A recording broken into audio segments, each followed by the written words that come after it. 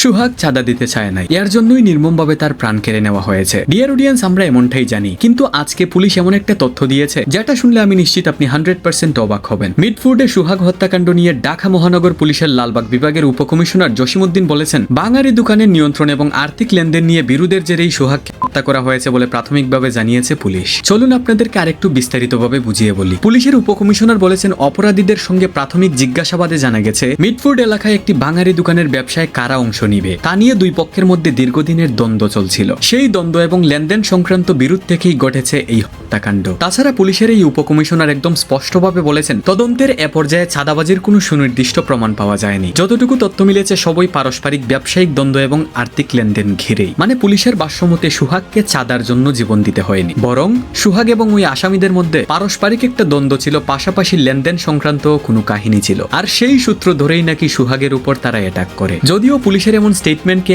অনেকেই বিশ্বাস করছেন না। অনেকেই এইভাবে প্রতিক্রিয়া জানাচ্ছেন যে পুলিশের সঙ্গে বিএনপির একটা মিউচুয়াল আন্ডারস্ট্যান্ডিং হয়ে গেছে, এর জন্যই হয়তো পুলিশ চাঁদাবাজির বিষয়টাকে ধামাচাপা দিয়ে দিয়েছে। তাছাড়া ডিয়ার অডিয়েন্স, বাকিটা সৃষ্টিকর্তাই ভালো জানেন। হাউএভার, এই বিষয়টা নিয়ে আপনার কি ধারণা? আসলেই কি পারস্পরিক দ্বন্দ্বের জন্য প্রাণ হারিয়েছেন সুহাগ, নাকি চাঁদার জন্য? আপনার মতামত অবশ্যই কমেন্ট করে জানাবেন। And please guys, subscribe to our channel.